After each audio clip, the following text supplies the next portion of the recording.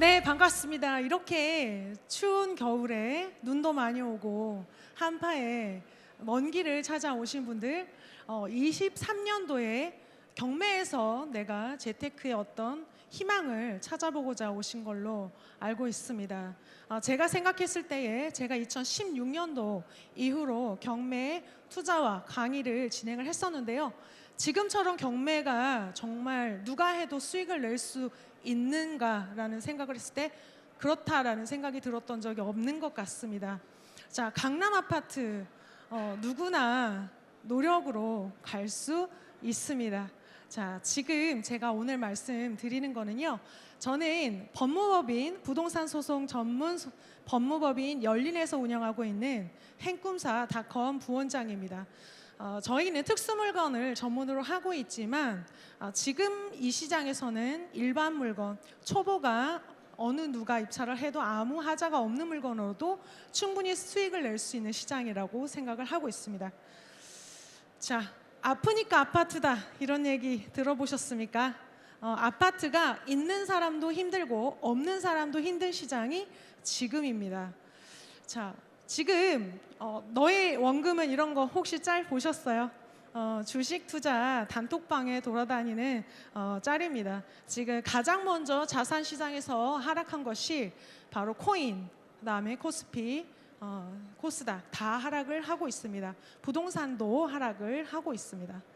자, 지금 연체 이자, 연체율이 계속 급등을 하고 있고 또 후순위 담보대출을 많이 받았습니다.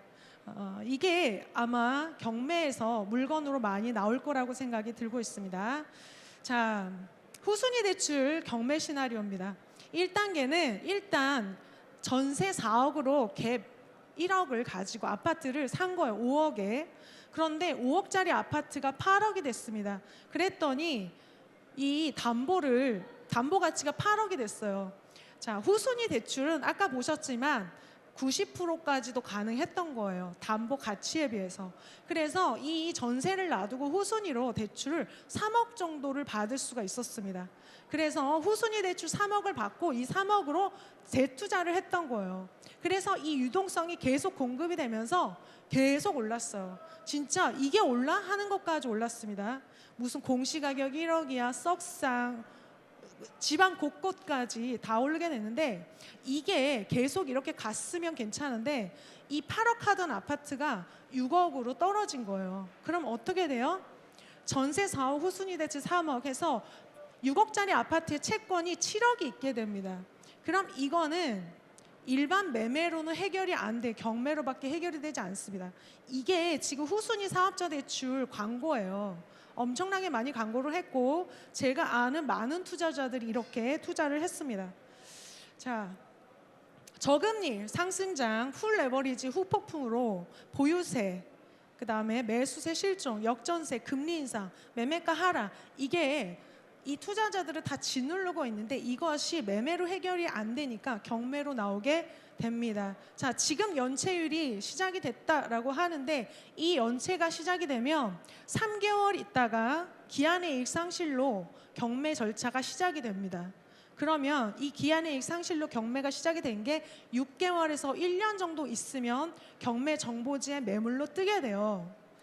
자, 여러분이 처음에 경매를 시작하실 때 가장 두려워하는 것은 이 세 가지입니다. 권리 분석, 경매 잘못하면 문제 있다는데 그런데 사실은 법원이 경매로 매각을 하면서 낙찰자들한테 위험한 것을 숨기고 매각하지 않습니다. 우리가 공인중개사를 믿고 부동산 거래를 하는 것처럼 이 법원은 위험한 것을 반드시 입찰자들한테 고지를 합니다. 그런데 입찰자들이 이 고지한 것을 읽을 정도로도 공부를 안 하고 입찰을 해요. 그러면 경매로 사고가 나는 겁니다. 자, 법원에서는 낙찰자가 낙찰을 받아서 잘 사용하는 것을 아무 문제 없게 매각하는 것을 목표로 하고 있습니다. 자, 두 번째 명도. 이 사람을 내보내는 걸 굉장히 두려워합니다. 자, 우리가 내가 낙찰받았는데 점유자가 안 나간다고 막 악쓰고 그러면 어떡하나. 근데 입장을 바꿔서 생각해 보면은 저쪽이 더 떨고 있어요. 우리가 우위에 있습니다. 낙찰자가. 그래서 명도라고 하는 게 너무 힘들면 사실 맡길 수도 있고, 경매에는 막 강제로 내보내는 그런 것만 있는 게 아니라 사실은 임차인이 이사를 가고 싶어서 경매를 신청하는 경우도 있어요. 아주 협조가 잘 됩니다. 그리고 소유자가 여러 명일 때, 부모님께 상속을 받았는데 형제간이 삼형제요. 근데 삼형제가 팔고 싶은데 한 명은 팔자 그러고 한 명은 안 판다 그러고 협의가 안 되면 또 경매로 매각을 합니다. 이런 경매는 형식적 경매예요. 누구를 막 내보내고 망해서 나온 게 아닙니다. 자, 그리고 세 번째, 도덕적 죄책감. 내가 경제적으로 약한 사람 때문에 이 사람을 이용해서 경제적으로 이익을 본다는 어떤 죄책감이 들 수 있어요. 그런데 여러분, 이 사람은 그래도 집이 있으니까 경매로 나온 거예요. 어쩌면 우리가 더 힘들 수도 있습니다. 자, 더 떨어지면 어떻게 하지? 자, 부동산 투자 더 떨어지면 어떻게 하지? 그러면 안 하시면 돼요. 더 떨어질 것 같다? 그럼 안 하면 되는데, 그런데 나만 뒤처지는 거 아니야? 이런 생각을 합니다. 그러면 이건 뭐냐면은 두 마음 사이를 왔다 갔다 하는 거예요. 항상 그래요. 저도 경매가 두려웠습니다. 처음에 경매가 두려웠는데 가난한 게 더 무서워서 경매를 할 수가 있었던 거예요. 가난이 경매보다 더 두려웠습니다. 자, 지금 그래서 경매 얼마나 싸게 낙찰되냐라고 했을 때 제가 몇 가지를 보여드릴 거예요. 자, 지금 아까 사무장님들이 나눠주신 행꿈사 옥션에서 찾아보실 수가 있고요. 행꿈사 옥션은 가입만 해도 일단 한 달이 무료고, 그 쿠폰을 입력하시면 한 달을 더 무료로 보실 수가 있습니다. 2달 정도 보실 수가 있어요. 자, 제가 이 물건을 봤는데 이게 평촌에 있는 학군지에 있는 아파트입니다. 감정가가 10억인데 유찰이 한 번, 두 번, 세 번이 됐을 때 입찰자들이 몇 명이었냐? 52명이 들어왔어요. 자, 이 52명이라고 하는 숫자는 여러분 탐욕적인 숫자입니다. 이 52명이 무슨 생각을 했냐면, 지금 평촌의 이 아파트 싸지 않아요. 7억대, 10억대 아파트예요. 이 서민이 월급을 모아서 살 수 있을 정도의 만만한 아파트가 아닙니다. 그런데 52명이 입찰을 했다는 얘기는 지금 내년 상반기까지도 금리가 계속 오를 것이고 부동산 분위기가 급반전되기는 어려우나 이 가격에 내가 낙찰을 받으면 절대 손해를 보지 않을 것 같다는 대중의 심리가 깔려 있습니다. 그런데 제가 봤을 때에 이 가격, 요거 52명이 입찰했을 때 입찰가 자체는 아직 높지 않아요. 입찰가는 68%, 낙찰가가 68%의 낙찰이 됐습니다.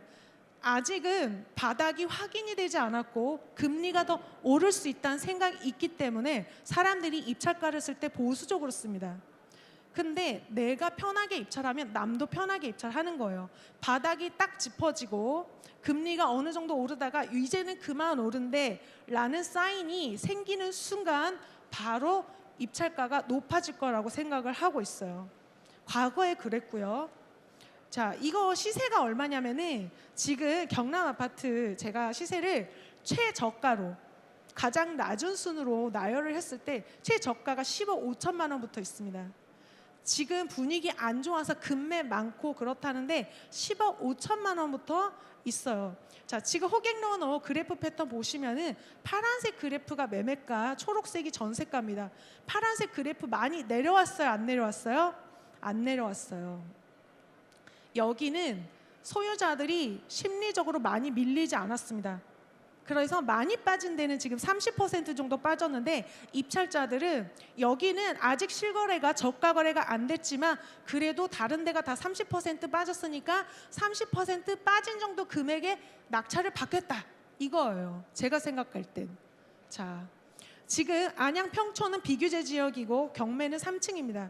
지금 나와 있는 물건들, 자, 7억 2,200의 낙찰 괜찮은 것 같아요. 저는 이 정도면 괜찮은 것 같습니다. 자, 이번에는 별내 8억 1천만 원에 감정됐던 국민평형 아파트가 5억 8천만 원 정도의 낙찰이 됐습니다. 입찰 몇 명이 했어요? 63명. 자, 이 63이라고 하는 숫자도 탐욕적인 숫자입니다. 한 물건에 60명이 들어갔다는 것은 굉장히 많은 숫자가 들어간 거예요. 이 사람들도 마찬가지로 대중입니다.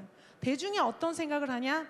8억 1천만 원까지 갔던 이 아파트 내가 6억에 낙찰받으면 절대 손해는 안 보겠구나라는 믿음이 있는 거예요. 자, 지금 이 아파트는 전고점이 8억, 경매 날차가는 5억 이하입니다. 남양주 별내 비규제 지역, 경매 8층이고 지금 나와 있는 매물, 최저 매물이 6억 9,800만 원, 1층이에요. 8억 가던 게 7억으로 떨어졌는데 7억이 있는 게 1층입니다. 근데 경매는 8층, 1층보다 싸게 낙찰됐죠. 얼마? 1억 싸게. 이 정도는 싸게 낙찰이 되고 있습니다. 이 정도면 싼 거 아닌가요? 이 정도면 싸다고 생각이 듭니다. 자, 다음 목동. 자, 목동 같은 경우에는 지금 26억에 감정된 게 18억에 낙찰이 됐습니다. 20억 정도 되는 이 아파트 가격이 상당한데도 불구하고 19명이나 입찰을 했어요. 자, 목동 같은 경우에 경매로 낙찰받으면 좋은 거 토지거래 허가를 받지 않습니다. 자금 조달 계획서를 내지 않습니다. 자, 토지거래 허가는 경매에서는 법원이 매각 허가 결정을 하기 때문에 따로 허가를 받지 않습니다. 자금 조달 계획서도 내지 않아요. 그래서 18억의 낙찰이 됐습니다. 자, 이거 지금 7단지 같은 경우에 굉장히 좋은 단지죠.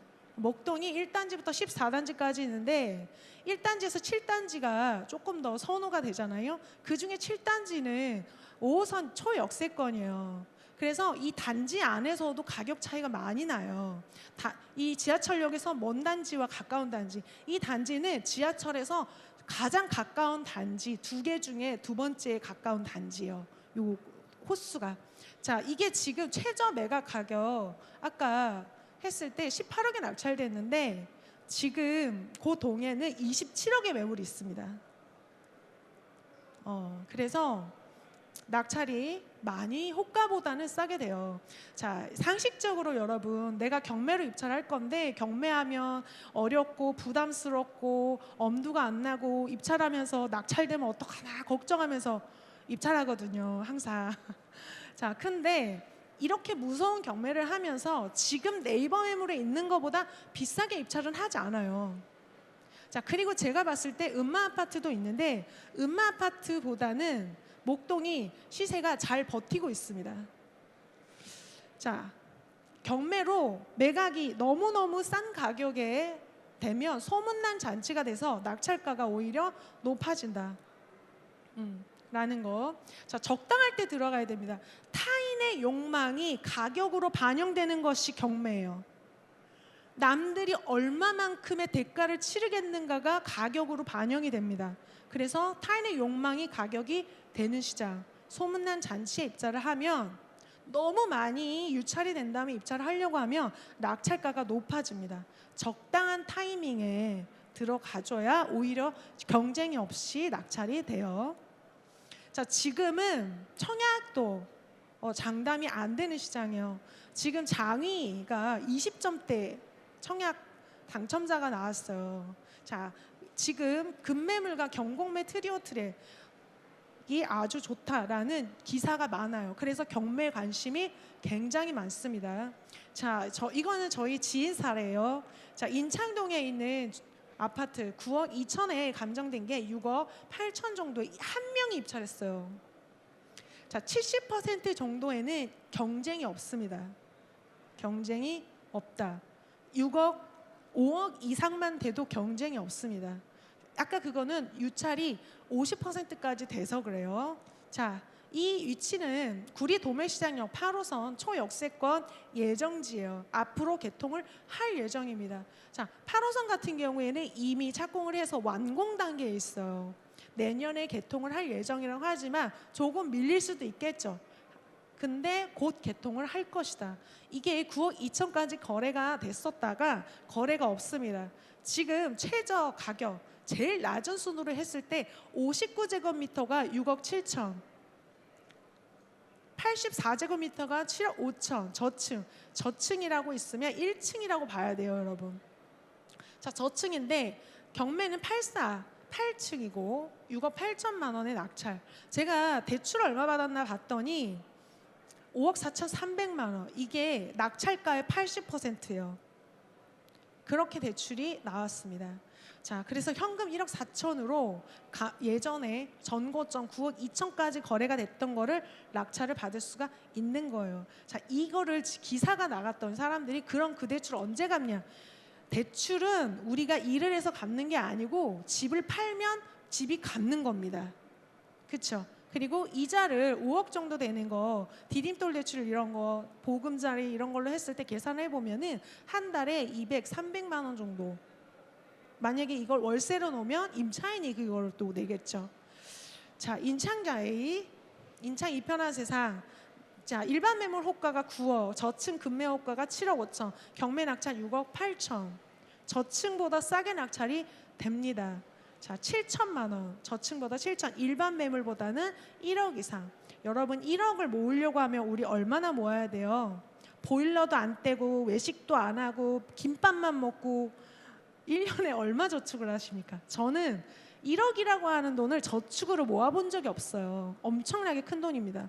자, 경매로 1억을 싸게 하는 것은 1억을 내가 모으는 동안 들어가는 나의 수고와 시간을 줄이면서 그동안 올라가는 집값을 동시에 잡는 효과가 있습니다. 자, 지금 현재 주택은 경매로 충분히 경쟁력 있는 가격에 낙찰이 됩니다. 이거보다 더 떨어지면 들어갈게요 라는 게 어쩌면 욕심일 수도 있어요. 자, 집이 있으신 분들은 조금 더 지켜보다가 규제가 더 완화되면 들어가시는 것도 괜찮겠고, 무주택자라면 유주택자가 감히 못 들어가는 이때 입찰을 하시는 것도 좋을 거라고 생각이 돼요. 자, 경매는 등기 있는 자산이 모두 나오게 되는데 이 아파트만 있는 건 아니에요. 경매에서 가장 수익이 적게 나는 게 아파트입니다. 근데 이 아파트 가지고도 부자 됐다고 책도 쓰고 강의도 하고 하잖아요. 자, 지금 매매 호가입니다. 매매 가격 지수, 아까 코인이나 코스피, 코스닥보다는 훨씬 잘 버티고 있는 거예요. 전세가 이렇습니다. 전세도 떨어지고 있어요. 자, 그러면 저 전세 살면서 집 더 떨어지는 거 지켜볼게요 이렇게 생각하실 수도 있어요. 그런데 자, 전세가 떨어져서 임차인한테 유리했을까라는 점은 의문이에요. 자, 전세를 현금으로 살면은 유리할 수 있습니다. 자, 이 아파트 상동의 진달래 아파트, 자, 8억 1,600에 검증이 됐는데 5억 5천 555만 5,555원에 낙찰이 됐습니다. 오땡이라고 하더라고요. 자, 이게 지금 8억대까지 거래가 됐었다가 빠져서 1층이 6억 2천, 2층이 6억 9천, 그 다음은 7억 이상에 있어요. 자, 이게 7호선 상동역 역세권, 제가 봤을 때 도보로 가능해 보입니다. 저 정도면 걸어갈 수 있지 않아요? 그렇죠? 저 정도 충분히 걸어갈 수 있다. 자, 최고 거래가가 8억 2천까지 됐다가 떨어져서 6억 7천에 거래가 됐는데 지금 5억 5천에 낙찰이 됐잖아요. 1층이 아니에요, 경매 매물은. 자, 이게 작년 전세예요. 21년도 전세가 최고 5억 6천, 5억 2천에 있었습니다. 자, 5억 6천, 5억 2천에 전세를 살던 이 임차인, 제가 그 임차인의 입장에서 한번 생각을 해봤어요. 자, 21년에 7월에 전세 5억 6천에 갔을 때 전세자금 대출 금리가 2.75라고 가정을 했어요. 이 2.75는 어디서 나온 거냐면은 기준금리 0.75에다 2%를 더했습니다. 그래서 2.75였을 때 1년 이자가 1,540만 원이요. 근데 지금 전세가 4억으로 떨어졌습니다. 그래서 기준금리 3.25일 때 2%를 더했더니 5.25%, 1년 이자가 2,100만 원이에요. 자, 전세는 1억 6천이 떨어졌는데 전세자금 대출 이자가 올라서 임차인은 전세가 떨어져도 행복하지가 않아요, 여러분. 지금 시장이 이래요. 자, 이게 월로 계산을 해보면 한 달에 175만 원입니다. 175만 원을 계속 이자를 내면서 전세를 살고 있는 거예요. 자, 근데 제가 12월 6일에 제 친구가 전세자금 대출 4억을 받았어요. 지금 제가 전세 5.25%로 계산을 했는데 실제로 전세는 지금 6.66%, 7%의 대출이 나가고 있어요. 그럼 이 임차인의 부담이 훨씬 클 것이다. 변동금리잖아요. 저희는 그 금리의 변동을 충격을 그대로 다 받고 있습니다. 자, 전세는 내렸지만 전세자금 대출 금리가 높아져서 세입자 부담이 엄청나게 커졌습니다. 자, 경락 잔금 대출, 디딤돌 대출 가능하고 보금자리론도 가능합니다. 이 두 개가 되시는 분은 이 두 개를 먼저 알아보고 그 다음에 안 되면 담보대출을 받으시면 되는 거예요. 디딤돌 대출과 보금자리 대출은 DSR을 보지 않습니다. 그래서 유리합니다. 자, 제가 23년도에 아까 그 상동에 전세 사는 임차인 전세자금 대출을 받아서 있을 경우에는 전세가 내려가도 힘들 것이다 이 얘기예요. 자, 23년도 보금자리로는 9억 이하, 주택 가격이 9억 이하일 때 소득에 관계없이 5억까지 대출을 해준다라고 합니다. 그래서 소득이 많아도 해준다는 의미예요. 소득에 관계없이라는 얘기는. 그전에는 7천만 원 이하만 해줬어요. 7천만 원 이하는 보호해주고 8천만 원부터 네가 알아서 살아. 약간 이런 거였던 거예요. 자, 지금 특례보금자리로는 그전에 6억이었던 거. 주택 가격이 6억이 되면은 서울에서는 집이 많이 없어요. 그래서 실상으로 이게 많이 못 썼던 거예요. 집값도 많이 올랐는데 6억이 제한이 있다 보니까 소득도 작아야 되고 그래서 이거를 9억으로 올려줍니다. 그리고 대출 금액도 5억으로 올리고 단일금리 이건 고정금리고 시중금리보다 항상 낮아요. 자, 정부의 시그널은 제가 볼 때 이렇습니다. 자, 9억 이하의 집을 형편 되시는 분은 사세요. 변동금리와 고금리로부터 보호해드리겠습니다. 자, 보금자리로는 고정금리고 시중금리보다는 낮습니다. 그래서 또 비과세가 되죠. 주택 비과세를 9억 이하 절대 다 해줍니다. 세금도 안 받을게요. 금리도 고정으로 해드릴게요. 자, 6.66%의 전세 임차인이 5억 6천만 원의 전세를 살았다. 그러면 1년에 거의 3,600만 원 정도 이자를 부담을 해야 돼요. 근데 이게 전세죠.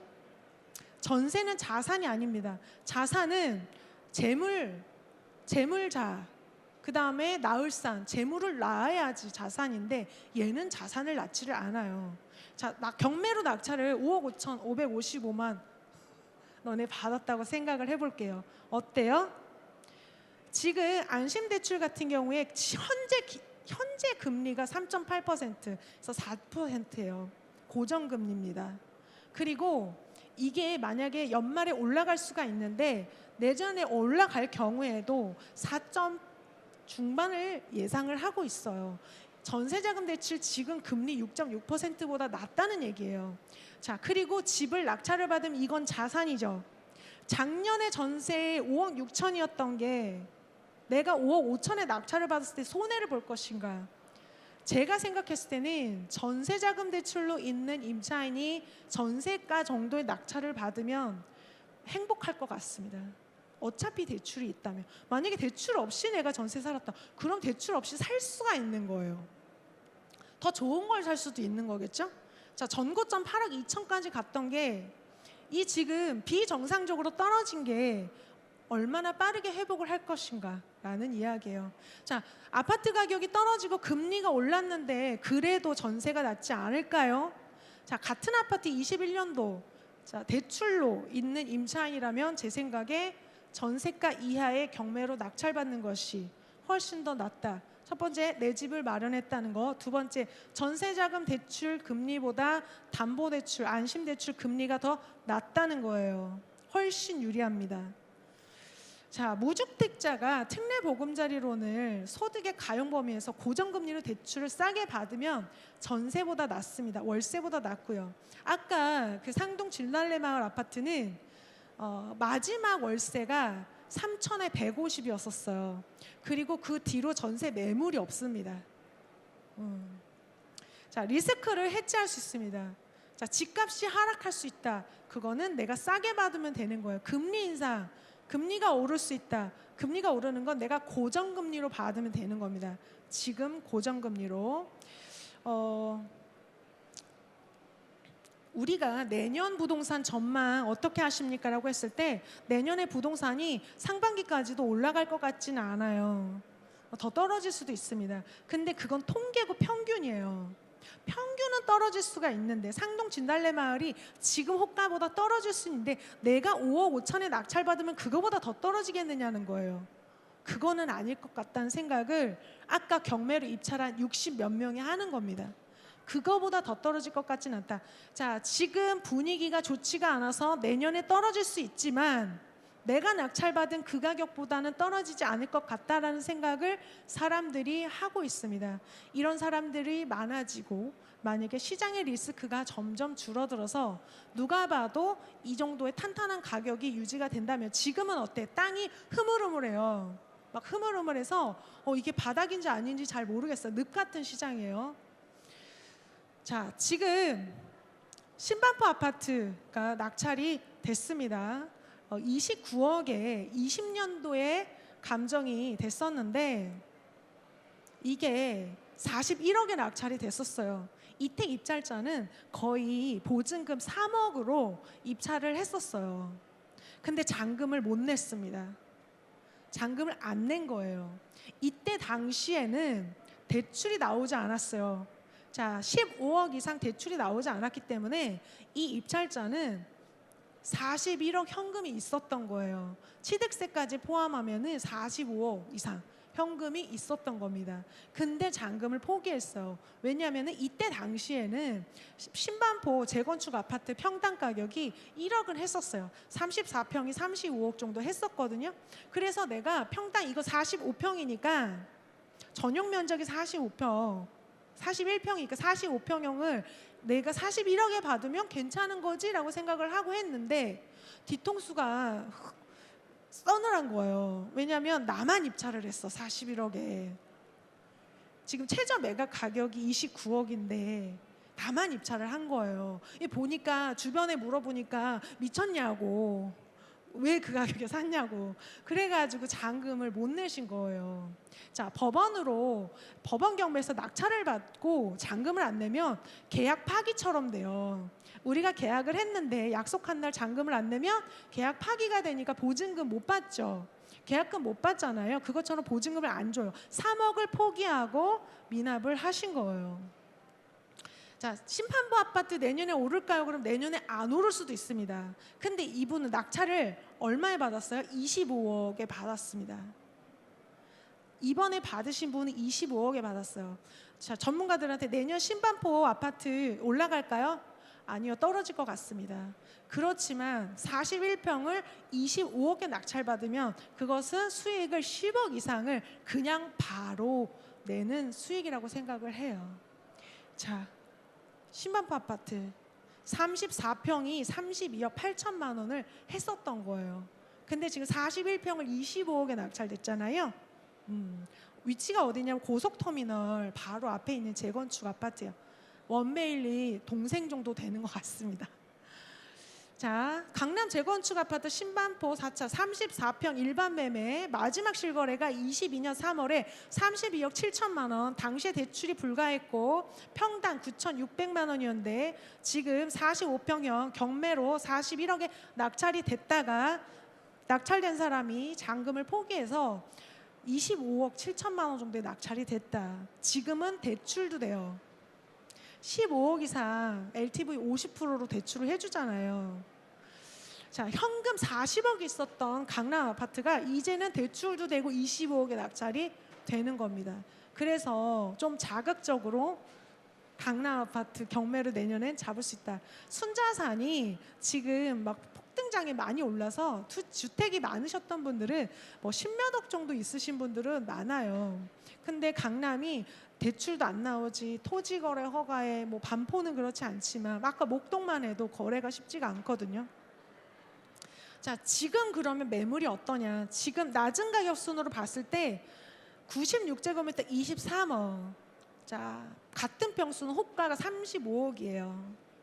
지금 나와 있는 것보다는 많이 싸게 낙찰이 됩니다. 정고점보다도 많이 싸게 낙찰이 되고 있어요. 위치가 저기 고속터미널에서 역세권에 있는 아파트입니다. 반포 센트럴자이 옆에.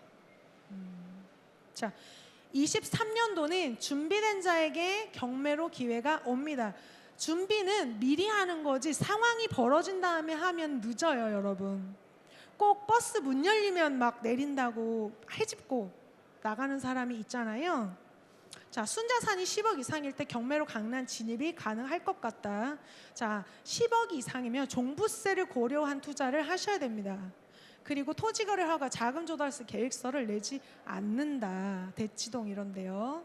자, 무주택자의 경우는 경매로 감정가 대비 70%의 낙찰이 되고 있어요. 지금 현재 분위기가 그래요. 자, 제가 봤을 때 65%에서 70% 사이가 마지노선입니다. 특례 보금자리 대출의 경우에는 제가 강력 추천을 드려요. 강남 아파트는 시세가 9억 이하여야 되기 때문에 이게 해당이 되진 않아요.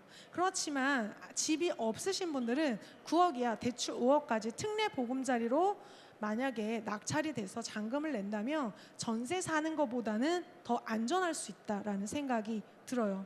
자, 지금 집을 살 때는 이 세 가지를 다 고려를 해야 됩니다. 나의 대출 한도, 삶의 질을 어떻게 할 것인가, 그 다음에 미래 가치, 이런 세 가지를 골고루 보셔야 됩니다. 지금 내 담보 가치에 비해서 대출 80% 나와. 근데 DSR을 보는 대출이라면 네이버에서 DSR 계산기로 검색을 하시면 DSR 계산기가 나옵니다. 이걸로 내 소득으로 대출이 얼마 나오는지, 20대, 30대는 추정 장래에 인정 더 소득이 늘어날 거라고 생각해서 소득을 또 곱해주는 게 있습니다. 자, 그리고 1억을 싸게 사는 것은 1억을 버는 데 드는 내 시간과 노력을 줄이고 1억을 저축하는 동안 오르는 집값을 동시에 붙잡는 것이다. 너무 짠테크하지 마세요. 우리 배민도 좀 먹고 통닭도 먹고 외식도 하면서 집테크를 하세요. 짠테크도 적당히 하시고 집테크를 하시기 바랍니다. 자, DSR을 어림 계산했을 때 DSR을 보는 대출은, 자, 대출이 5%고 다른 대출이 없다고 했을 때, 금리 5%일 때 소득 2천만 원당 대출이 1억이 나옵니다. 자, 경매로 낙찰받으면 유리한 점, 첫 번째는 토지거래 허가를 받지 않는다. 두 번째, 자금조달 계획서 냈지 않는다. 대출이 감정가 외 KB 시세로 나옵니다. 그래서 경매는 대출이 많이 나오는 거예요. 나는 반값에 받았는데 대출은 KB 시세와 감정가로 나오기 때문에 그래요. 자, 저희 수강생이 종잣돈이 2천만 원 있으신 분이 있었는데 감정가 3억 3천짜리를 낙찰을 받았는데 대출이 얼마냐면 90%가 나왔어요. 왜냐면은 2억 2천에 낙찰을 받은 거예요. 3억 3천짜리를. 근데 전세가 3억이에요. 선생님, 저 이 집에서 살고 싶어요. 그래서 이분이 2천만 원으로 낙찰을 받으셨어요. 이게 경매라서 가능한 거예요.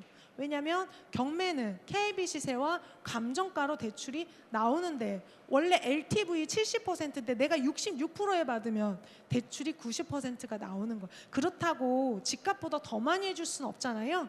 그래서 낙찰가의 90% 아니면 KB 시세의 70% 둘 중에 낮은 거 이렇게 해서 90%를 받으셨어요. 자, 현재 입주가 가능한 매물보다는 낮게 낙찰이 됩니다. 지금 제가 보여드렸잖아요. 네이버에 있는 호가보다 낙찰 싸게 돼요. 여러분 입장 바꿔 생각해보면 네이버에서 5억 있는 거 내가 5억에 입장할 것 같으세요? 아니죠. 그걸 보고 내가 수리까지 해서 매도를 해가지고 손해 안 보는 금액으로 입찰을 해요, 사람들이. 그리고 더 떨어질 수도 있다는 생각을 하고 있습니다, 지금은. 그리고 이걸 믿으셔야 돼요. 법원은 입찰자를 속이지 않습니다. 위험한 걸 숨기고 팔지 않아요. 거기에 다 써 있습니다. 써 있는데 그걸 안 보고 입찰을 하는 거예요. 이거는 매수인이 인수할 수 있음. 이거는 경매로 매각됐을 때에 말소되지 않고 매수인에게 인수됨. 이렇게 써 있는데 입찰을 하는 겁니다. 자, 지금 분위기가 이렇습니다. 옥정, 청라, 송도 맨날 하락된다고 나오는 이 부동산 사이클이 올라갔다가 다시 내려왔어요. 올라갔다가 다시 내려오고, 그 경매는 지금 메인 그래프보다 더 아래에 찍힙니다. 호갱로너에서 빨간색이 경매 거래예요. 경매는 항상 그거보다 낮게 낙찰된다는 거. 자, 인덕원 많이 올랐다가 많이 떨어졌습니다. 그 경매로 이게 나오면 이거보다 더 싸게 낙찰이 된다는 거예요. 지금 나와 있는 것보다 비싸게 낙찰받지 않습니다. 자, 내손동, 인덕원, 엘스 다 떨어졌어요. 자, 여러분이 보실 때 그래요. 지금 잠실주공 5단지도 많이 떨어졌고 상계주공 5단지는 잘 버티고 있다. 이렇게 볼 수도 있지만 사실은 잠실주공 5단지는 22년도 하반기에도 거래가 됐던 거예요. 근데 상계주공 2단지는 5월 이후로는 거래가 안 됐어요. 그러니까 잠실주공 5단지는 그 어떤 시장에서도 싸게 팔면은 누가 샀던 거예요. 그래서 저가 거래가 찍히는 겁니다. 자, 지금 음마아파트 경매로 진행 중에 있습니다. 지금 제가 소개해드리는 물건들은 지금 사건 번호를 가지고 행꿈사 옥션에서 보면은 보실 수가 있고요. 안전한 물건들만 가지고 왔어요. 자, 음마아파트 17억 8천만 원에 나와 있습니다. 이게 상한가가 예전에 27억까지 갔었는데 지금 시세가 떨어져서 21억 9천만 원까지 있습니다. 경매로는 17억에 나와 있어요. 자, 지금 경매 진행 중인 거 도곡동 타워팰리스 40억에 한 번 더 떨어질 수도 있습니다. 자, 도곡동 아이파크 19억, 15억인데 한 번 더 떨어질 수도 있습니다. 자, 도곡동 현대아파트 반값에 나와 있습니다. 자, 28억 청담 현대아파트 18억에 나와 있습니다. 10억이 떨어진 상태예요. 두 번 유찰 됐습니다. 자, 이거는 빌라예요. 10억인데 내가 꼭 서초동에 살아야 되는데 돈이 많이 없다. 그러면은 강남 빌라도 괜찮다고 생각이 돼요. 자, 강남역과 양재역 사이에 있습니다. 서초 그랑자와 어깨를 나란히 하고 있는 입지를 가지고 있어요. 자, 신반포 아파트도 진행을 하고 있습니다. 레미안 퍼스티지 3개가 진행 중에 있습니다. 37억, 29억 6천만 원에 거래가 되고 있습니다. 자, 레미안 퍼스티지 이것도 그렇고요. 보시면은 이 사건 같은 경우에는 사건명에 공유물 분할을 위한 경매 이렇게 나오죠. 이건 소유자가 여러 명이에요. 여러 명이라 나누고 싶어, 팔아서 나누고 싶어. 이래서 경매로 진행 중이에요. 망해서 나온 게 아닙니다. 자, 가락동 강남 3구로 진입을 할 때 가장 문이 낮은 곳이 송파 남부죠. 가락동 16억 2천만 원에 진행 중입니다. 이거는 더 유찰이 될 수도 있어요. 자, 경매로 행꿈사 옥션 들어가셔서 지도 검색을 누르면 지도의 위치가 표시가 되는데 강남 쪽 압구정동을 검색을 했을 때 이게 이렇게 많이 떠요, 여러분. 모르셨죠? 누가 소문내고 경매하지 않잖아요. 몰라요. 조용히 모든 동네에서 다 진행을 하고 있습니다. 이렇게 많이. 여기만 있지 않죠. 온 동네에 다 그래요. 지금 가장 많이 떨어졌다는데 송도, 인천 입주장 많아서 투자자들은 감히 못 들어가고 있어요. 왜냐하면 전세가 안 나가거든요.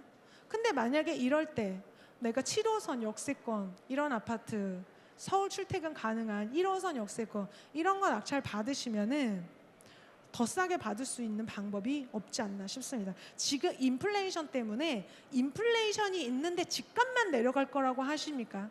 자, 우리 분양가도 높아지고 있어요. 옛날에는 5구제곱미터 2억대에 분양했는데 지금은 3억대, 4억대에 나와요. 왜냐하면 원자재 값이 올라가지고 로또 분양 힘들어. 우리가 생각하는 옛날 그 금액의 분양을 하지 않아요. 자, 집값이 더 떨어질 것 같다. 금리가 더 오를 것 같다. 집을 사지 말아야겠구나. 이런 생각을 할 수도 있습니다. 자, 집값이 충분히 떨어졌다. 금리가 더 오르기는 어렵다. 지금이 기회다라고 생각을 할 수도 있습니다. 자, 결정은 자기가 하는 거예요. 자, 22타경에 이건 낙찰이 됐는데 저희 수강생이 입찰을 했었어요. 선생님 62명이나 입찰했어요. 5억 8,400만 원에 감정된 이게 4억에 낙찰이 됐습니다. 자, 선생님 경매에 고수가 많은데 초보인 제가 이제 공부해서 언제 수익을 볼까요? 그런데 사실은 고수들은 초보가 입찰하는 물건에 입찰을 하지 않아요. 고수는 고수가 들어가는 물건이 따로 있습니다. 초보가 편안하게 들어가는 물건에 입찰을 하지 않는다. 그래서 항상 초보에게도 기회가 있습니다. 그리고 낙찰은 누가 받냐면은 욕심이 없는 초보가 받게 돼요. 이 물건 한번 보시면은 5억 8,400에 감정된 게 4억 288만 8천 원에 낙찰됐어요. 차순위는 4억 10,000원을 썼어요. 자, 누가 욕심을 덜 냈어요? 최고가 매수 신고인이 한 300만 원 정도 욕심을 덜 냈어요. 그래서 낙찰을 받은 거예요. 이 사람은 4억만 넘기면 낙찰되겠지. 이 마지노선을 4억이라고 제한을 한 거예요. 그래서 300만 원 차이로 폐차를 했습니다. 62명이라고 하는 이 입찰가는 사람들이 이제는 이 가격에 낙찰받아도 될 것 같다라는 어떤 안도감을 제가 여기서 느꼈어요. 자, 지금 한 9월 달 정도만 해도 한 명이 입찰했었어요. 한 명이. 근데 지금은 그렇지 않아요. 지금은 60명씩 들어옵니다. 자, 대중의 심리, 고금리가 당분간 유지될 것이지만 지금 호가가 충분히 떨어졌고 수익이 확실하면 사고 싶은 사람이 60명씩 있다. 물건 한 개에. 자, 마지막으로 윈스턴 처칠이요. 비관주의자는 어떤 기회 속에서도 어려움을 보고 낙관주의자는 어떤 어려움 속에서도 기회를 봅니다. 저는 낙관주의자예요. 전 잘 될 것 같습니다. 우리나라가 잘 이겨낼 것 같고 지금 코로나로 우리 막 재난지원금 받았잖아요. 그러니까 재난지원금으로 다 주식을 샀나 봐요. 이제 안 주니까 떨어져. 재난지원금 받아서 집을 샀나 봐요. 그걸 안 주니까 떨어져. 유동성이 제자리로 돌아왔죠. 저는 이게 정상적으로 들어온 것 같아요. 예전에 이상한 게 올랐었어요. 그걸 사나? 막 그런 거를 막 사람들이 샀었어요. 자, 여러분 멀리서 오셨는데 정말 그 꽉 채워주셔서 너무 감사드리고요. 함께 해주신 여러분의 경제적 번영과 행복을 기원드립니다. 감사합니다. 제가 이 강의 자료를 보내고 나서 질문을 받았는데 그럼 선생님 소액 투자자는 어떻게 하면 좋을까요? 이런 질문을 받았었어요. 근데 이 제목이 강남 아파트여가지고 강남에 다 집 살려고 오신 분들을 기준으로 제가 강의를 했습니다. 저는 원룸 전세 6천만 원에 있을 때 경매를 시작했어요. 종잣돈을 모아서 경매를 하면 할 수가 없을 것 같아가지고 전세를 뺐습니다. 전세를 전세자금 대출로 빼서 4천만 원으로 경매를 시작을 했어요. 근데 4천만 원으로 잔금까지 치려니까는 엄두가 안 나서 반값에 받을 수 있는 특수물건 경매를 처음부터 했습니다. 그래서 위장임차인 이런 거 빨간 글씨 위험한 거 막 명탐정 코난처럼 막 해가지고 임차인이 가짜 이런 거 했었어요. 그렇게 해서 4천만 원으로 1억 6천만 원짜리 빌라를 8천만 원 정도의 낙찰을 받아서 1억 6천에 매도를 했습니다. 올라서 판 게 아니에요. 그냥 싸게 산 거. 왜냐하면 선순위 임차인 보증금 1억이 인수될 것처럼 보이는 물건이었기 때문에 그래요. 그래서 저는 그걸로 그 물건 한 개로 1억을 만들어서 그 뒤로는 5억짜리 물건을 입찰을 했습니다. 그렇게 했어요. 자, 지금 엄두가 안 나시는 분들도 계시고 종잣돈 자금 저축이 잘 안 됐어요. 저는 그래서 그렇게 했습니다. 자, 소액으로 가지고 계신 분들은 더 조심스럽게 할 필요가 있고, 자, 5억으로 하는 사람보다 5천만 원으로 경매를 하는 사람이 공부를 10배를 더 해야 돼요. 제일 말이 안 되는 게 초보가 경매로 소액 투자해서 돈을 크게 벌었다는 게 말이 안 돼. 소액으로는 힘들게 돈을 벌어요. 하지만 반드시 그 구간을 지나가야 됩니다. 반드시. 자, 저는 굉장히 성실하게 살았고 한 번도 게으르게 산 적이 없는데 30대 중반까지 월급 250만 원에 진짜 허덕이면서 살았어요. 저축이 안 되는 거예요. 저축이 안 되더라고요. 그래서 저는 뭐를 해야 될까? 뭐 온라인 쇼핑 뭐 여러 가지를 했는데 그러다가 친구가 지나가는 말로 너 경매 한번 해보면 어때? 경매는 정년이 없죠. 지금 하는 일을 하면서도 할 수가 있죠. 그리고 부동산으로 다 부자들이 부동산 투자를 한다고 들은 것 같아. 그래서 저는 경매를 시작을 했습니다. 우연치 않게 시작을 했는데 이걸로 돈을 벌게 됐어요. 1년에 한 개만 받아도 되겠구나 이런 생각을 했어요. 월급 200만 원 받는 사람이 빌라 반값에 낙찰받아서 1억을 만들었으면 나 이제 앞으로 돈 걱정은 안 해도 되겠구나. 그런 생각을 하고 경매 공부를 했습니다. 자, 경매 여러분이 아까 말씀드린 권리 분석, 명도 이런 거 무서워하실 텐데 실제로 경매에서 어려운 것은 물건을 고르는 일이에요. 의사 선택. 내가 이것을 할 것인가 말 것인가. 권리 분석이나 명도는 전문가에게 맡길 수 있습니다. 그런데 내가 이걸 할 건지 말 건지는 본인이 결정을 해주셔야 돼요. 저는 이런 거를 이제 일을 하는 거잖아요. 이렇게 하는데 좋은 남자는 제가 소개시켜 드릴 수가 있는데 이 남자랑 결혼을 할까요 말까요 그러면은 답이 어려워. 근데 나쁜 남자는 걸러드려. 그거는 너무 나쁜 남자예요. 그 물건이 정말 나빠서 나오는 게 있거든요. 경매로. 그래서 자, 경매로 처음에 하려고 할 때 시작을 저는 종잣돈 작은 돈으로 했으니까 충분히 받을 수 있고 경매로 반값에 낙찰되는 물건은 패턴이 있어요. 물건 번호가 많은 거.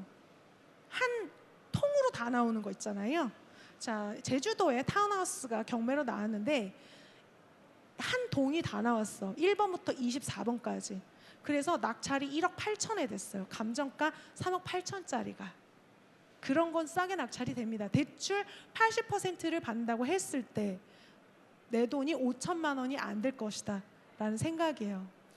자, 그래서 물건 번호 많은 물건 이런 것들이 반값에 낙찰되는 어떤 패턴이고 처음에 경매 공부하실 때 유튜브 책 많이 보시잖아요. 그렇게 해보세요. 그리고 경매 물건을 막 이렇게 아까 담아드렸잖아요. 드림 쿠폰으로 막 검색을 해서 장바구니에 막 담으세요.